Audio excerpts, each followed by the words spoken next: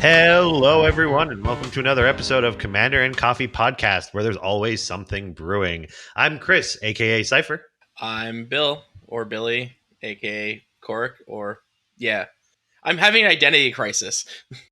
I'm Y. I made my decision. I decided I'm not using my actual name. When have you ever been called Bill? It's my professional name, all right? All right, it's Billy. Call me Billy. I've never known you as Bill. People say that, I go, who the hell's that? Yeah, well, listen, sometimes you have to introduce yourself as Bill. It's better than William. It's your PTA dad, Sona. It literally is. I got my New Balances in the back. If I ever need to ask you about the weather, that's what I'll refer to you as. All right there, son. Didn't we confirm that your name is Pumpkin Spice now? I thought we did that in the last episode. Yeah. Okay, good. I just wanted to double check on that. Anyways, guys, today's brew is a hot one with a little kind of metallic-y aftertaste. We're talking That's what you said last week. That's literally what you said last week. Son of a bitch, I didn't change that line. I was changing everything else. I missed that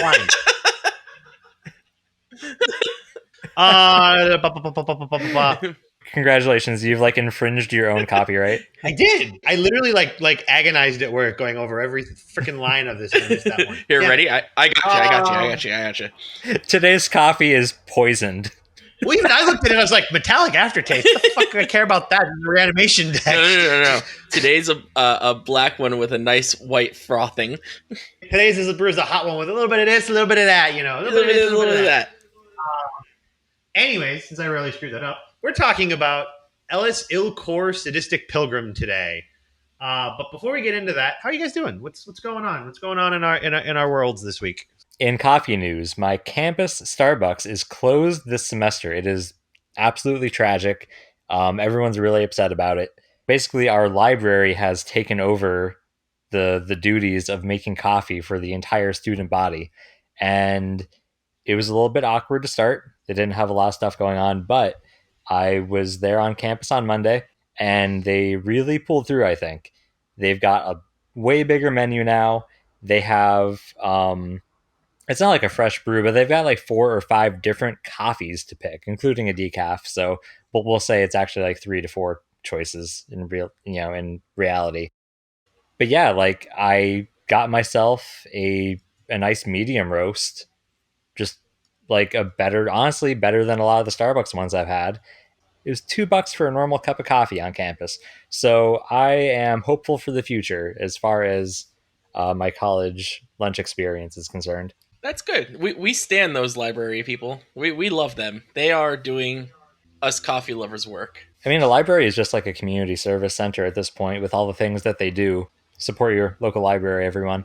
But yeah, that's absolutely a needed thing in this community. Yeah, absolutely. We don't get enough of that. That's wholesome content right there. I don't read. We know you don't know how to read. It's fine, Chris. It's fine. I don't. We've been trying to teach you for the longest time, and it's just not working out.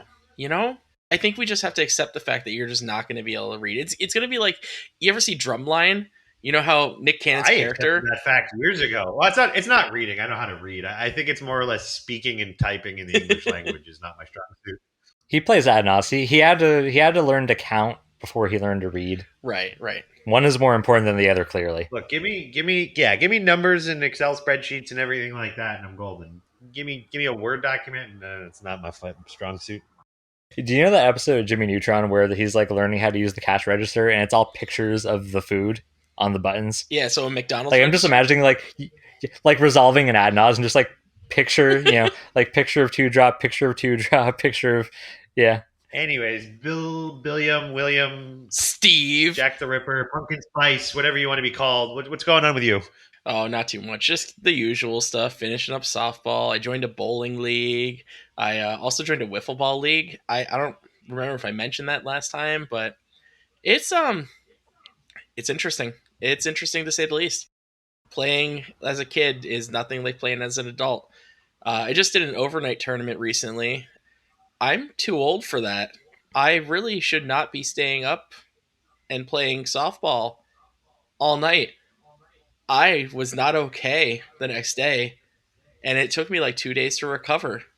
But other than that, it was fun. I don't think people appreciate the finesse of the difference between softball and wiffle ball, because when I first heard about you doing both, I'm like, what do you mean they're the same thing? No, no. There, wiffle ball is that little white orb with the slits cut out of it, and you hit it with the yellow stick. And then softball is just filled with a bunch of crybabies because they don't get their way, who are supposed to be adults.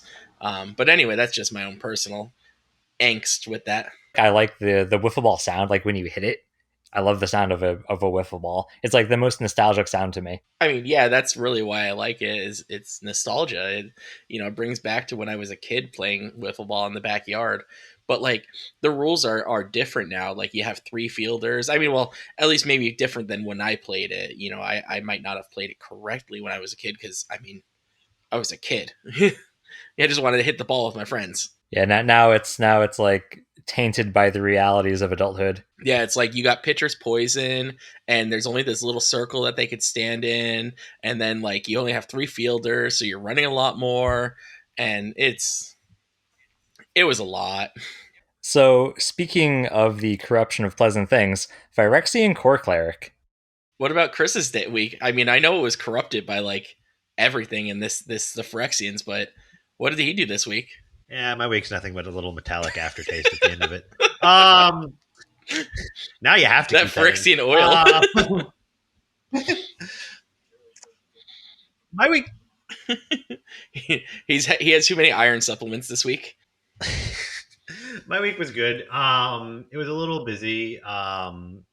Trying to getting closer and closer to D-Day, wedding day for me. So continuing to struggle through learning all that process and getting that figured out. But it's exciting then. And then we just decided that we're probably going to try and get off of apartment life and get into the home business. So trying to go through the struggles of trying to find and or buy a house too, hopefully by the beginning of next year. So a lot going on there. Has just been constantly burning me at both ends, but it's been good overall. I can't really complain about it. It's all stuff that I decided I'm going to do myself. So here's where we are. Yeah. Are you gonna? I really hope you find a house with like a little streaming space for yourself, a little office, game office, or like game room, or are you just gonna like use an office as both? I don't know. It's on What's the your like? list. He has What I was about to say, like, what's your ideal house setup as far as like playing Magic is concerned?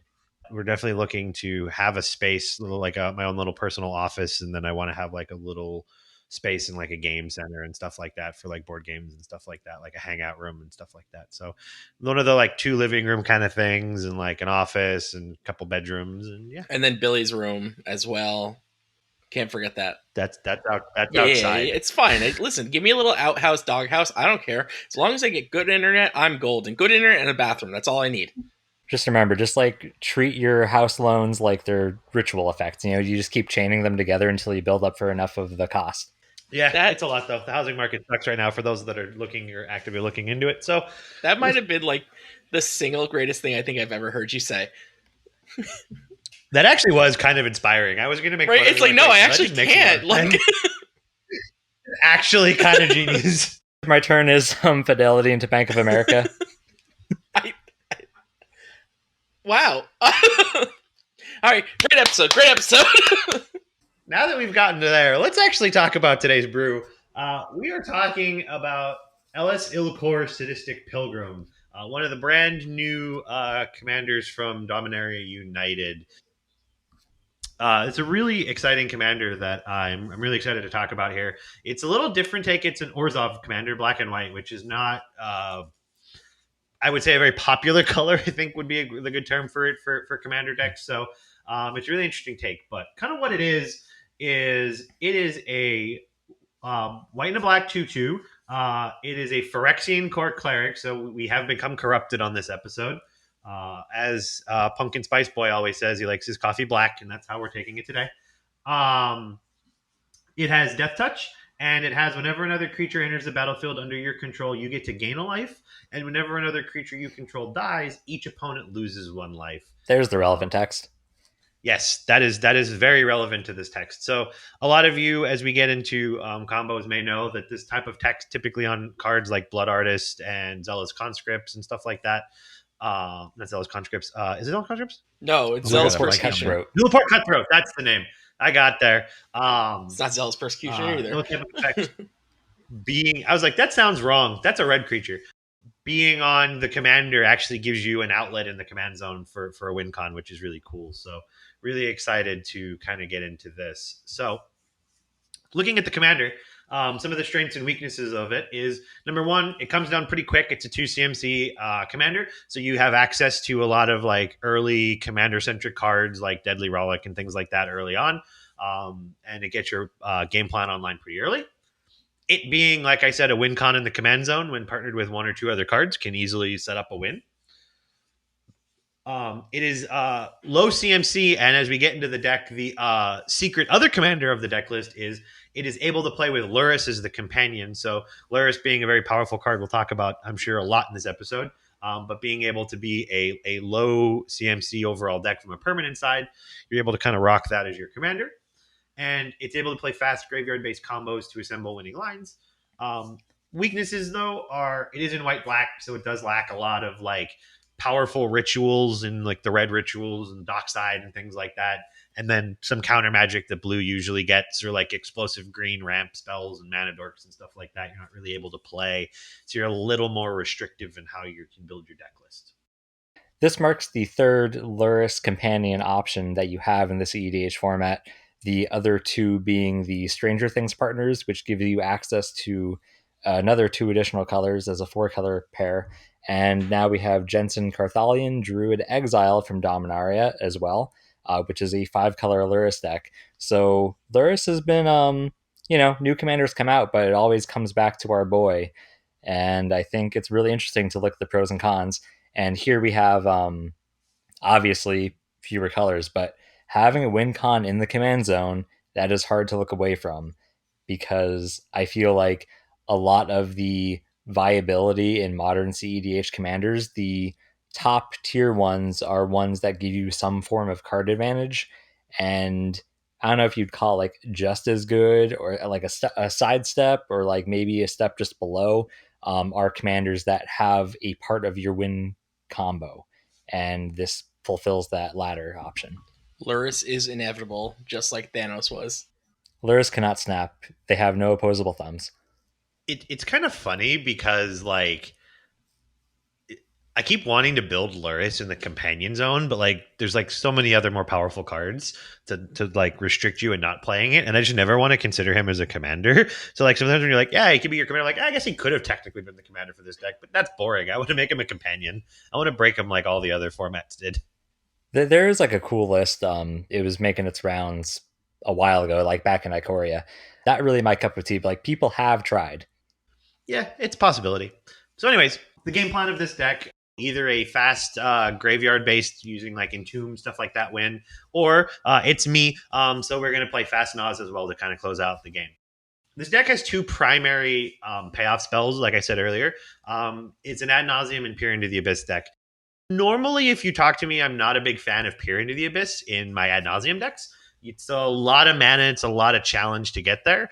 I just felt that the overall density of not having backup combo lines, like you're not on Thoracle, you don't have breach wins and things like that, just kind of relegated to me wanting to play Peer into the Abyss more. So I've since added it as an additional kind of payoff ramp spell into the deck list. I still don't know if I'm going to keep it in full tilt, but it's definitely a powerful card in the deck, and I think the deck needs this type of card in it, specifically because of the Orzhov color scheme. When looking at this deck list too, so obviously Ad Naz being Ad Nauseam is just a powerful card. Generally, besides something like Peer, the CMC is kind of low, so you should be able to draw a good chunk of your deck, get 20 plus cards, hopefully is the goal, and then kind of set up an Ad Naz win. But that's the boring stuff. We all know how those combos work. You've probably seen it 100 times. What's the real kind of bread and butter is what we're trying to do here. What's the meat and potatoes here? Well, I was going to say that one, but meat and potatoes. We're trying to assemble a graveyard-based combo. So the typical best one that we've seen for a long time, if you've been in the cEDH space or the EDH space, is a deck called Razakats, which is Thrasios and Timna, and it uses Razaketh to set up what they called the Leonin Relic Order and Animate Dead or Dance of the Dead loop with a Blood Artist, a Corpse Knight, or a Zulaport Cutthroat, or an effect like that.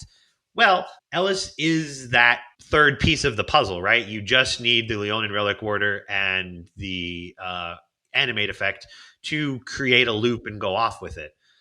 The neat thing about both of those effects too, as well, is when you're playing Luris as the companion, they're both 2 CMC or less, which means they're fully castable off of Luris. So you just need to get them into your graveyard with your 2 commanders that you always have access to on the board, and then can kind of set up the line from there. Because by putting both in the graveyard, you recast the reanimation spell, which enchantment, which brings back the Leonin, which creates a loop of just killing your opponents over and over again. So that's the basic game plan.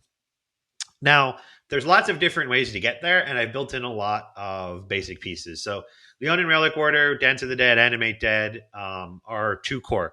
We unfortunately can't be on Necromancy because we want to play Luris in the command zone. So, just always remember as we're going through these lines, anything that costs 3 CMC that is a permanent will not be included in this deck list because I can't play Luris in the companion zone. You can build a version if you want to, where you add things like Razaketh in and cut the Luris from the companion zone, put them in the 99 and do that dance. But again, this deck really focuses on playing Luris in that spot. Other combo pieces we have in there is we have something, we have Altar of the Brood as a backup to if you can't kill your opponents via life loss, which is very unlikely, or just need to can't cast your commander due to things like Drannith Magistrate or the like. You can use something like Altar of the Brood and in conjunction with Luris to kind of just keep looping those back and forth and mill your opponents out as well. We also included all 3 copies of the other Elas effects as well. So the Blood Artist, the Corpse Knight, and the Zulapur Cutthroat are also in the deck to allow for that combo to happen as well as a sacrifice outlet in the form of Carrion Feeder and Viscera Seer if we need to start sacrificing some things to get some other crazy loops going there.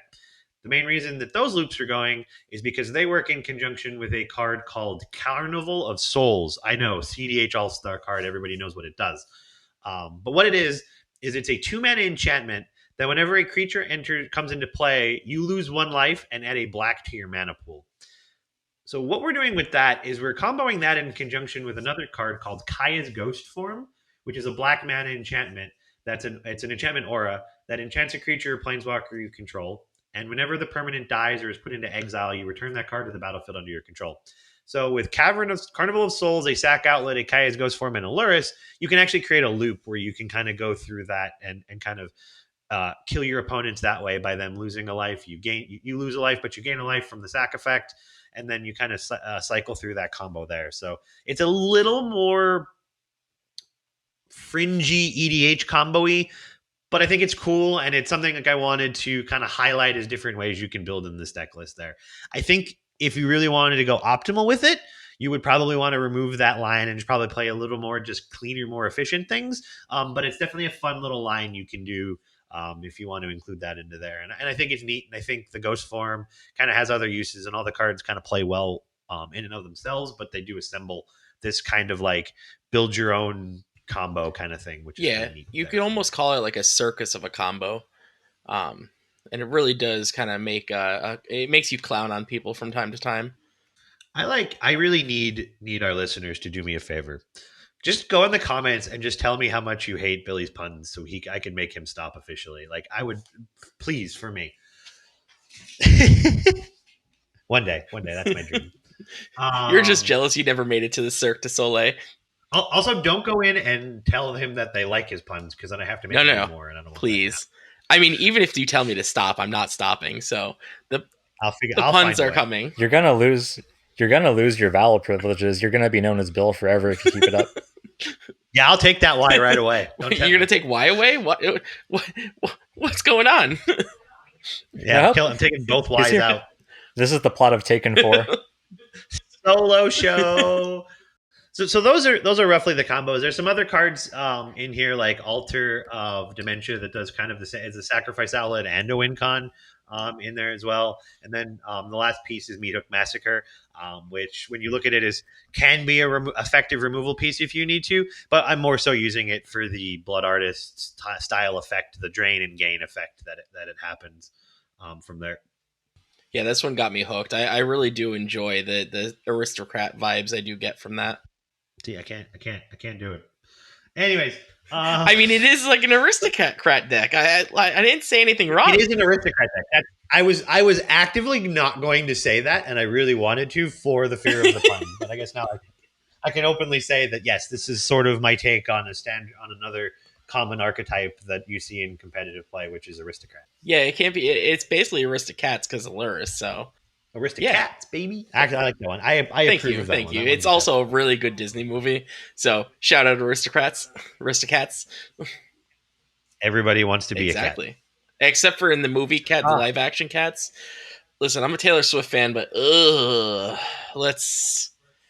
don't like to talk about that one. People dropping some harsh Oh, takes yeah. today. This is Absolutely. Oof. Listen, live action Cats, the one that was put out where like nope, Jason Derulo, Taylor Swift, all them. Yet no, I'm good.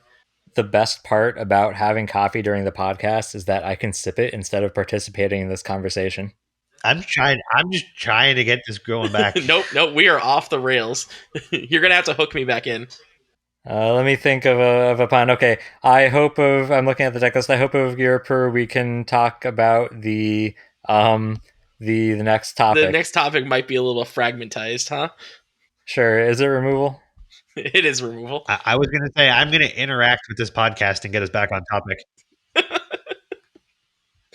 You're welcome, everybody. Anyways, moving into interaction, we have about 15 pieces of interaction in the deck list. So obviously not being on counter spells means I kind of added a little more filler into this space here to have a little more interaction. You got silence. You're good. We have we have silence, right? The big one. Can't play Ranger Captain. Yeah, it's true too.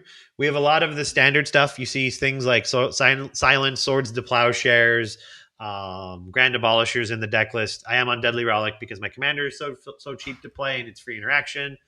We're on Dam, it's not new anymore. Wow. The new single target removal or board wipe in the deck list. We have some interaction stoppers like Dranith Magistrate. We do have some other interesting things in here. I'm not a true stacks deck because I can't play things like Rule of Law and stuff like that, nor do I want to. And I am a fast combo deck, so having things like Deafening Silence also doesn't work for me. But I did find a couple of neat pieces that I actually liked in here. So I am on Blind Obedience as a way to slow my opponents down by making their artifacts and creatures start out tapped, which really just kind of slows off their game plan. And I am on, since I'm a graveyard-based deck, I can't play Rest in Peace, which I really feel is a really strong stacks card in this format right now. But I did find this Ashes of the Abhorrent, which means players can't cast spells from graveyards or activate abilities of cards in graveyards. I'm not exactly casting cards from my graveyard that much. There's a few cases where I am that kind of sucks, but for the most part, I'm casting a reanimation spell to bring a creature back from the graveyard and then bringing back the creature in and out of the graveyard without casting. So I feel like I have a little more leeway to get around this card. Yeah, the wording is specific, and it's normally the reason you don't run Ashes, but in this case, it works in your favor. Correct. In this case, it's sort of a value piece. It does shut off the Luris a little bit, which is annoying, but there are pros and cons through there. The other important piece, though, which is cool, is whenever a creature dies, you gain 1 life. This card, in conjunction with Carnival of Souls, actually lets you do a little more play where you're losing and gaining that life kind of simultaneously in that approach. If it ever matters and comes up, that's really cool to have in there. I did take Defense Grid as another option. I'm a big fan of that card. I really think that card is underplayed, and I want to continue to talk through that card. Talk through people playing that card because I think it's just a great card. I am on Vanishing Verse. I think that's a really solid removal spell. What else do we have in here that's cool? March of Otherworldly Light is kind of an underplayed card. It's underplayed, but I don't think it's over. It should be more overplayed either. It's in this weird space where it's fine. It's played. It's I don't want to see too many people adding it, but I think you should consider it more often than not if it fits and you need the extra removal. So I did add that in this deck list as another way to kind of handle artifacts, enchantments, and creatures. Fragmentize is just a cheap sorcery speed way to destroy things like Rhystic Studies and things that I just need to not have in play. Hope of Gearper is kind of cool. It's a really neat way if there's only 1 or 2 blue players that I'm able to kind of mitigate and turn off their counter spells. So a mini Singleton Silence, which is interesting there. And then the one that I'm the most interested into seeing and playing with is engineered explosives. Uh, Typically, you can get about 2 counters on it, but I feel like two is pretty high for what this format is, and I'm pretty comfortable with that. You can get up to three with treasures and lotus petals and different things like that. But I think getting the two easy, and then if you really wanted to work for three with this card, is an interesting extra piece of removal for a deck that again is really not countering or being able to interact as well as it wants to. Don't forget too, like you can just like play the explosives on zero, get rid of a lot of like Moxen treasures that people are sitting on. So there's relevant text there too, just to like as a way to answer a lot of other people being ahead on board. Yep. Yeah, this isn't my effective. This is that effective way, and it's also like I said it too. It's an effective counter spell to Underworld Breach because if you play the Breach, I'm just going to pop it and blow up the Breach. So Yeah. neat stuff there. Overall, this deck Um, is like a lot of cards that never were necessarily bad, but like when you're putting yourself in the box of white black and you're further putting yourself in that um, another box inside that box with being underneath companion restrictions, there's a lot of cards that I think really shine here that don't otherwise.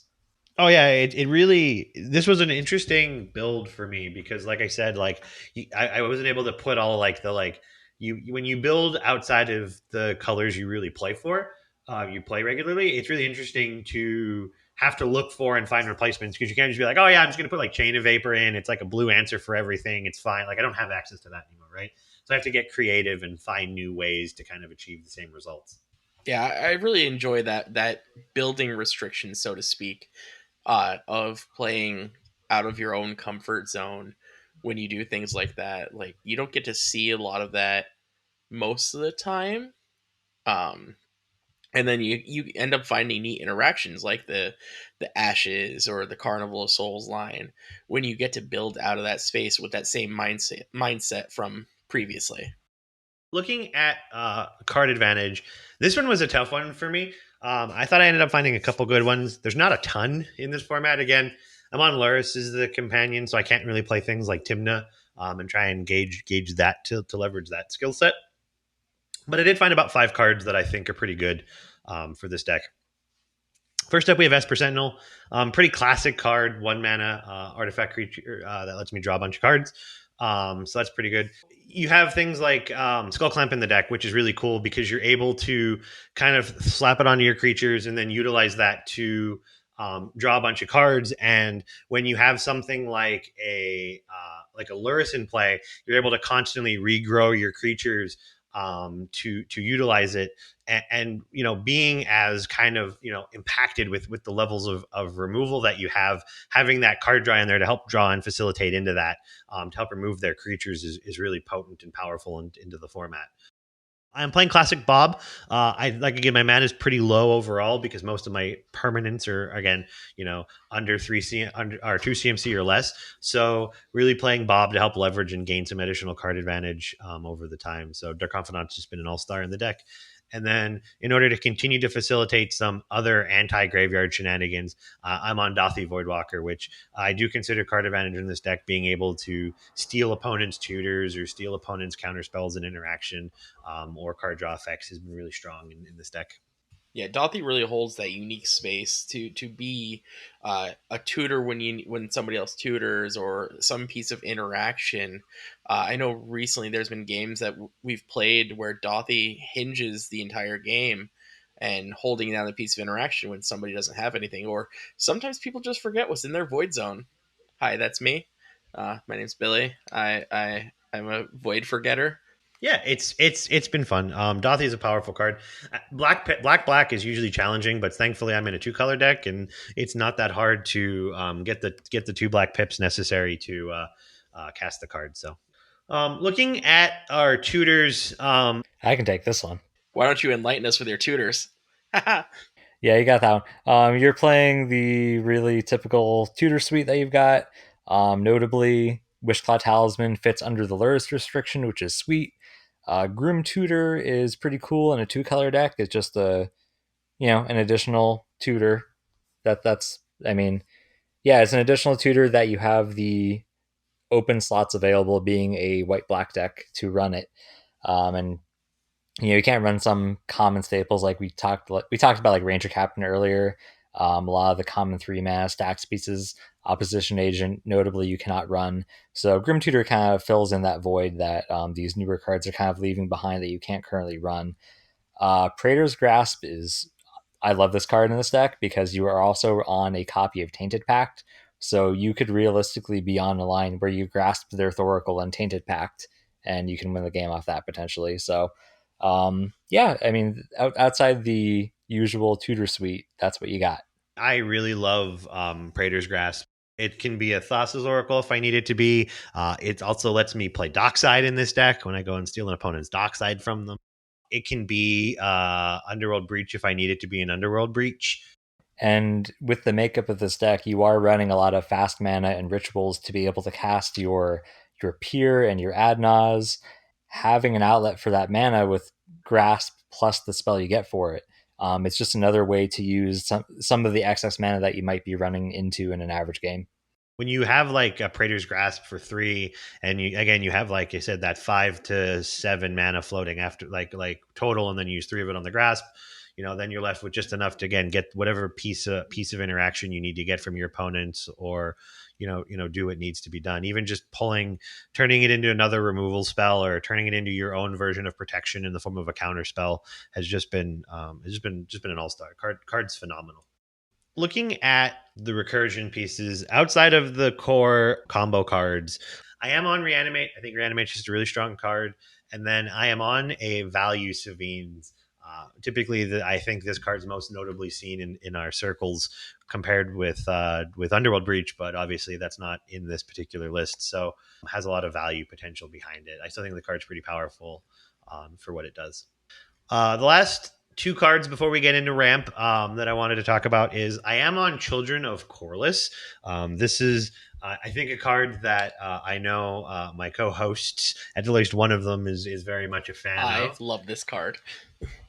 Oh, I also do. Like, no, we're not No, disagreeing. I love this card. I love seeing this in a lot of farm decks. You don't get to see it too often. It just makes me really excited. I was very happy when I saw this in your list, and I kind of giggled like Seth Rogen in that meme. Yeah, I wish that I liked the other 99 cards of the decks that you would want to play this card in. It's just not the archetype just isn't my thing, but I love the card Children of Corliss. Yeah, so basically what Children's doing in the deck list is it's a 1 mana 1/1 that lets me sacrifice itself to gain all the life equal to the total life I've lost this turn. So in tandem, when we talked about the disadvantages of things like Cavern of Souls making me lose a life to add the black to my mana pool to start kind of looping Luris, there's a point where you have that effect in play, and if you add something like a Children of Corliss, you can go all the way down to 1 life, spend 39 life to loop that cycle around, doing something with it, sack the children, and go back up.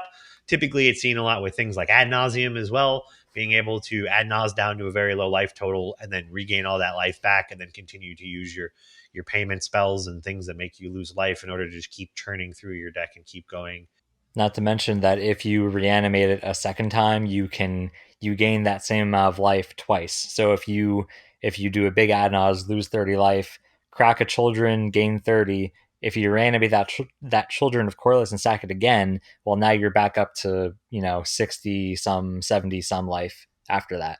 Yeah, you'd gain an additional 30 on top of that. If you did nothing else, if you paid another 30, then you gain 60 life, and you would continue to snowball out of control with that. So I think it's a cool card. I really enjoy the card. So we're playing it here. And then the last one, it is just a beater, but it is a Sarah's Ascendant. I don't think a lot of white decks should operate without this card. Just a 1 mana 6/6 flyer that helps with lifelink is pretty strong in this format. So big fan of that card. Who doesn't love a 6/6 beater in the air? Looking at the mana, I have quite a few rocks in the deck. I am definitely rock based, artifact based in my mana production. Trying to again just snowball my mana out of control. So we have our common things: Chrome Mox, Jeweled Lotus, Lion's Eye Diamond, Petal, Crypt, Amber, Mox Diamond, Opal. I am notably playing Blood Pet, a 1 mana black creature that can sacrifice to add a black to my mana pool later on. So I can kind of early bank mana in the early turns and then later use it for what I need to use it for, as a little bit of a singleton ritual there. I am on Weathered Wayfarer, not a common card, but I'm not a ramp deck. I'm not going to have a ton of lands all the time in play. I suspect my opponents will typically gain more than me.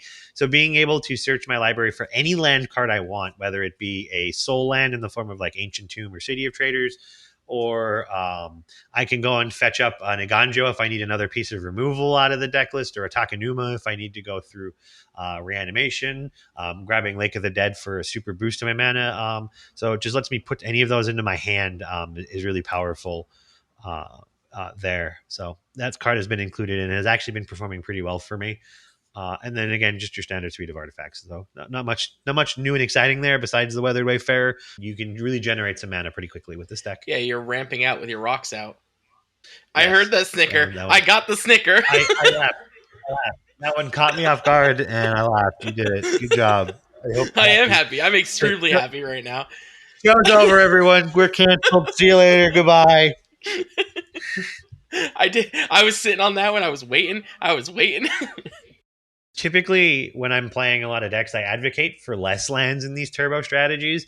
But because I don't have a lot of density, I am playing a little more lands than normal, in order to help facilitate the Weathered Wayfarer, to make sure he has targets for when he's casting his spells, and to just kind of help me power through. I am on 29 lands. Now, that being the case, things like City of Traders will sacrifice themselves, and things like Lake of the Dead force me to sacrifice lands. I'm also on Urza's Saga. So I will still be able to trigger him pretty frequently while being able to maximize and hit my land drops. And that also helps me use this Iganjo and this Takenuma as more of a channel ability, and not have to really stress so much that I need to play them as lands to make sure I hit my land drops. Yeah, it's really feels bad moment when you have to drop into Ganjo just to continue playing your lands as opposed to being able to use it for a removal spell. Yeah, and then like the turn after you do that, someone's gonna like turbo out a Crom and hit you, and you're just gonna, your world's just gonna crumble around you every time. Just sadly looks at a Ganjo sitting on the battlefield. What could have been? So I am on a tainted mana base, and given that I'm in two colors, I am on one plains, one swamp, one snow-covered plains, and one snow-covered swamp. I feel like that's relevant. I do still want to have a good density of basics in the deck, so I did add one of each of those in order to maintain, as I believe Y mentioned, I am on Tainted Pact in order if I need to use it as a Forbidden Tutor or in conjunction with something like a Praetor's Grasp to win the game. Not to mention, I am a recursion-based deck, so I have Reanimate, so if somebody stops the Thoracle Win and binge one, I can just snipe that as well and then follow up with that suit there. So definitely wanted to make sure my mana base was fit and function for something like that. It's even a mana base fit for a Thoracle. Other than that, that's kind of the breakdown of the deck. What do you guys think? Guys have any thoughts, opinions, questions, comments? My biggest thing actually is in your mana base, one of them. Like the City of Traders, like I get that you're ramping out your pieces a lot earlier, but it doesn't really do anything but that. Like your mana rocks is what I'm saying. Like you get that, and then it just kind of like dies off there. Is there anything like that might be a better suit that you might have seen in that spot? I am a big proponent of City of Traders. I think the card is insane. We talk about a lot in the format, things like Mana Crypt and Soul Ring are the most powerful cards. Well, that's effectively them on a land drop. Yes, when you play your second land, it does have to go away. I understand. I've read the card. But the powerful things behind it is the fact that, being able to turn one a Talisman, or turn one a Grim Monolith, or turn one a Felwar Stone, Arcane Signet, Soul Ring, Springleaf Drum, so on and so forth, is just insanely powerful. Being able to deploy some Moxes and then set up, like a City of Traders into, I don't know, like a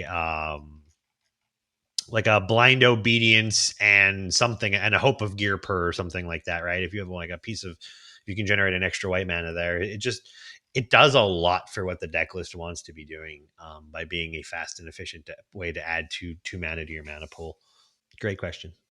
I mean, I might as well throw in my 2 cents, since this is a brewing podcast, right? So I just wanted to like kind of give my little perspective on things. Talking about, midway through this conversation, we were mentioning lack of counter magic, obviously black white, and we also lose, unfortunately, Ranger Captain of Eos, which I feel like is like the one that we missed the most out of all the cards that we lose from Lurist restrictions. I feel like Ranger Captain is the one that we really wish we had, because that would otherwise get you like, just looking at the list really quick, it would be getting you like a Viscera Seer, Esper Sentinel, the Children of Corliss, the Carrion Feeder, like a lot of your pieces that you would like to see. So yeah, the question is, to replace those silence effects, I feel like you could be maybe looking at potentially hand disruption. I know that there's a couple mono blacklists going back to the Kirk conversation, the viability of duress and Thoughtseize. Maybe those could be a good fit for this deck as well as a consideration. Yeah, I think there's definitely a place for them. Again, typically they're not as powerful as they are in singleton formats due to the nature that there's two other players, so you'll get one player's hand, but you won't be able to see the other player's hand. So if you're in a case where there's like one blue player, it gets a little better in that case. But if you're playing against multiple blue players, you are effectively taking a peek at one of their hands, which is pretty strong, but you can't see the others. So there's definitely a contention. The one that I was really thinking about playing was Cabal Therapy, because it also can also be a sacrifice outlet in my graveyard if I need it to be with its flashback cost. Cabal therapy is a really neat idea. I mean, that's I didn't think of that one. That's I like that a lot. I especially because it lets you start your chains um, to do everything. So if you have something stuck on the field and you need to get it out there, you can just sack one of those creatures and use that as the starter effectively. Like if you have for some reason your Leonin Relic Orders on the battlefield, exiling I don't know something else that you need instead of like your Animate Dead or Dance of the Dead, you could start it that way. That's pretty cool. I like that. Yeah, only other question I have, just looking into the near future, Infinity. Anything in there we might be looking to try out for this deck? Saw and half, Song Half's okay. I don't know if it's how great it is in this deck. I haven't really double seen dark anything in the. confidant. Yeah, Double Dothy Void Walker. I guess there's merit to it. One of the things I wanted to mention that Billy said, which was true, was having the ability to on Cabal Therapy is some of the times you may find yourself in a position, and the reason I was considering the card so much and why I have some sacrifice outlets in here is you'll find you have a creature in play that you animate deaded, you brought back with animate dead or Dance of the Dead. You can then play the Leonin Relic Order, exile the animate dead under the Relic Order, the creature dies, and then you can just flash back the therapy, sacking the Relic Order to get that chain going. So you can use your enchantments a little more proactively to help set you up to go from there. You don't have to like wait for them to set up that specific line. Yeah, and not only that, like you can really use the Cabal Therapy as a check. Be like, hey, Mr. Blue Player, I'm gonna name Force a Will because they're tapped out and like you see what's in their graveyard and they've used the Force of Negation and Pact of Negation and Fierce Guardianship, and you're like, Force a Will, you look at their hand and it's like, oh, they have Deflecting Swat. Well, then you put it in the bin and then you sack the Relic Order and name Deflecting Swat. You're like, haha, gotcha. So, as per my request, it was to have pumpkin coffee until the end of, when did we say, October? I think it was. Of Yeah. course. Or just your Just life, at the end whichever of my you're life, more which could comfortable be the with. October. You never know. Let's hope not. But hey, Yeah, like we don't know yet. Well, yeah, we'll check back in. Remind me 30 days from now, is Billy still alive? You're not allowed until after Thanksgiving. That's the rule, no, remember? that's fine. We going out in style, boys. Um, so I went stupid simple today, and I got Starbucks pumpkin spice cold brew because I've decided to go the most basic I possibly can. Uh, it was also my birthday recently, and I also got, with my pumpkin spice coffee, I was gifted a pumpkin spice candle, and it is burning in my room, and I'm in heaven right now. Yeah, no one said on the podcast, it's not in the contract that you had to drink the coffee.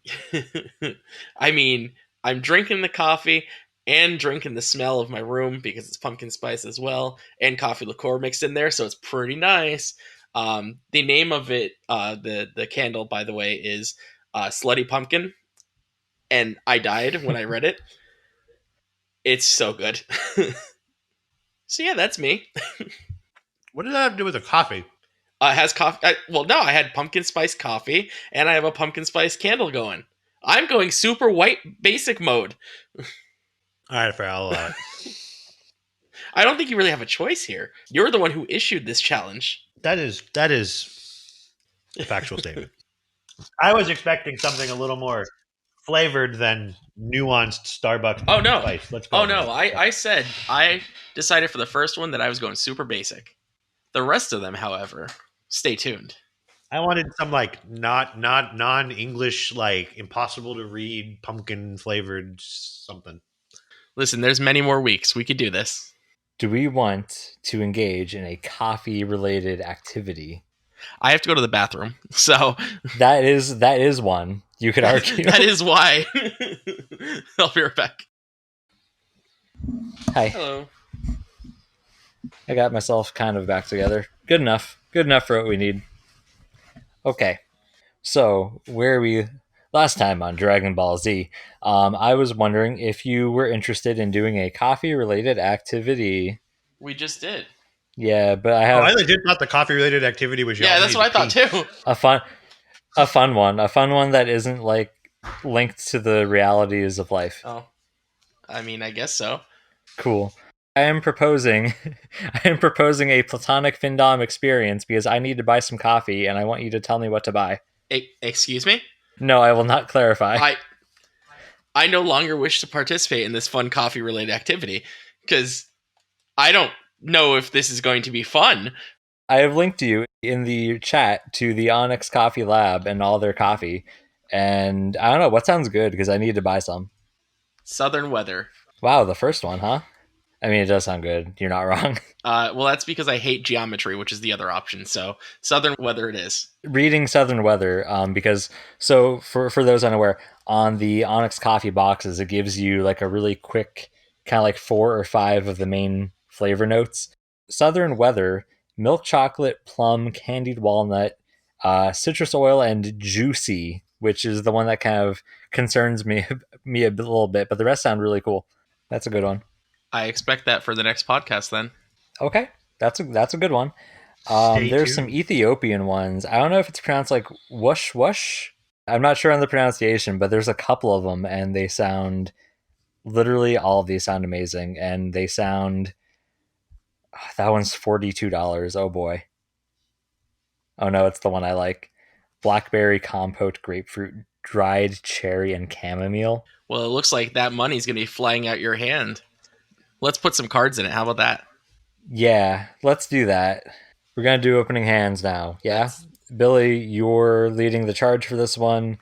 Cypher, what are we... I mean, I think you were kind of straightforward in your overall deck summary of what we're trying to look for in the opening hand, right? We're kind of looking for a way to craft an ad nauseum or just set up combo because, like we mentioned, one of our pieces is in the command zone. So we don't necessarily need the ad nause if we can just demonic tutor for another piece, right? Yeah, pretty much. So 2 very clear avenues that we could be pursuing in an opening hand. I guess looking for one or the other for the most part. Yeah, you're pretty much looking for mana and tutors, right? Like that's like the best case scenario you can have from an opening hand, unless you have the rare turn 1 win. But other than that, like mana and tutors.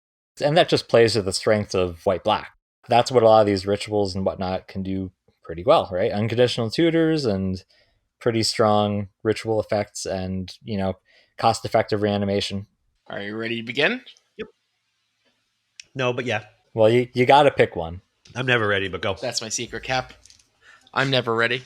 Wait, I said that was my joke yesterday, you bastard. Stole it. The incredible sulk. Get wrecked, nerd. All right, for hand number 1, we have a Mana Crypt, a Bright Climb Pathway, which is the black-white flip land, a Plains, a Fragmentize, a Reanimate, a Demonic Tutor, and a Talisman of Hierarchy. I like this hand. This hand is trash. Throw it away. Never play it. That's a joke. This hand is amazing. He is being super facetious. So in totality, this hand is like turn one Mana Crypt, turn one Talisman of Hierarchy, turn one Demonic Tutor. pick your flavor of land. It really doesn't matter. Cast Demonic Tutor, find it ad nauseum. Next turn, play your other land, cast your ad nauseum. And you're off to the races. Because I believe when I was looking at this, the average mana cost without ad nauseum is 1.06 or something like that. Oh yeah, it's Yeah, super and low. your total mana cost, including ad nauseum, is 109. So, You do have to live in fear because you are on a copy of Peer in the deck. So there is that, like, literally that one little caveat to that statement. But otherwise, yeah, you're off to the races. all right. So we know that's a snap keep. We finally got a busted hand. I know. I'm not trying to talk anyone out of this by any means. You snap keep this all day. You just have to consider that, if you go turn one Demonic Tutor, I mean, everyone should know exactly what card you just got, and they're probably going to be looking at their game plan accordingly to the best of their ability. Does that make you not go for it? Absolutely not. You run it, but I just want to make you aware that, like, if this is your opening hand and you see someone, play an untapped blue source and pass turn, then maybe you're trying to play around Swan Song at that point if you can. All right. So our next hand, you have a City of Brass, Engineered Explosives, Mox Opal, Lake of the Dead, Cabal Ritual, Animate Dead, and a Mox Amber. I think this hand is pee pee poo poo. I agree. I do not like this hand at all. You could Cabal Ritual. Yay. How? Oh, I guess you have to play explosives on 0, opal, amber, and then you get 2 mana. You actually do get your commander out on turn 1, but that's about the most exciting thing this hand does. I do, yeah. It's really cute that you get to, like, drop explosives to activate Mox Opal here. So, like, you do generate, like, a good amount of mana here, and you could potentially just, like, get your Lurrus in hand even pretty cleanly.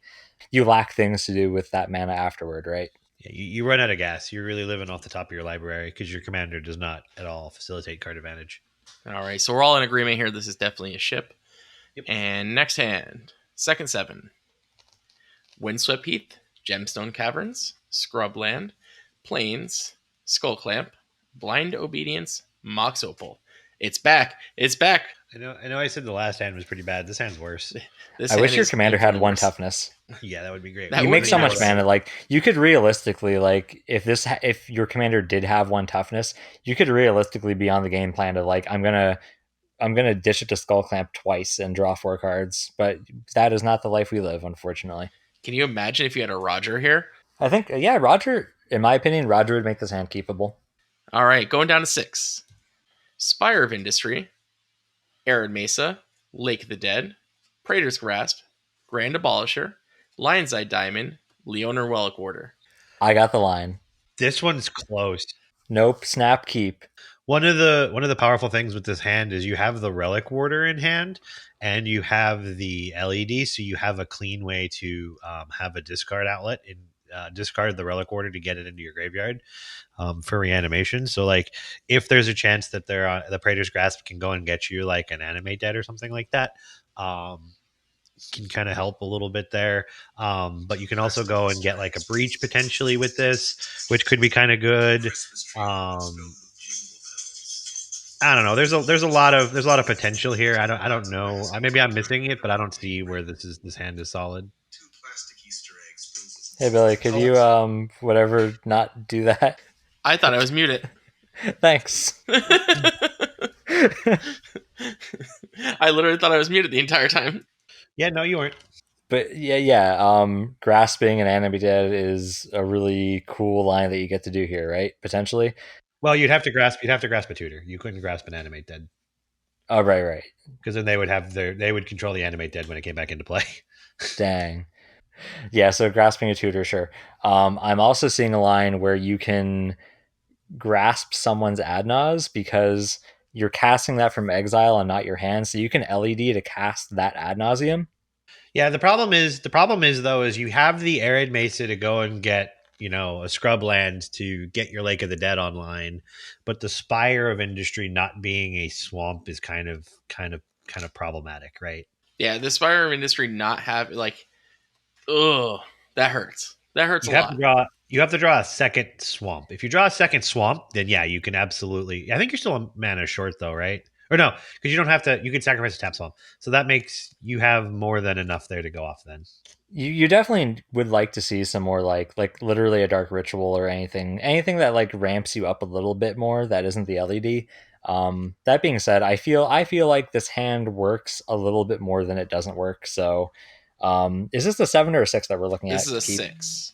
I think I would keep this. I think I would ship it on 7, but as a 6 card hand, I'm probably staying at 6.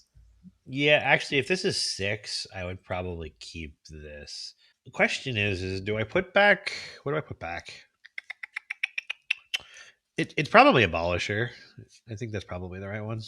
LED being able to cast the thing you grasp is really interesting here, especially because the color fixes, right? Like you could LED for a Dockside, you could LED for like a Thoracle, you could LED out an Adnaz. I don't know. Any single color thing that you grab is just like really good, huh?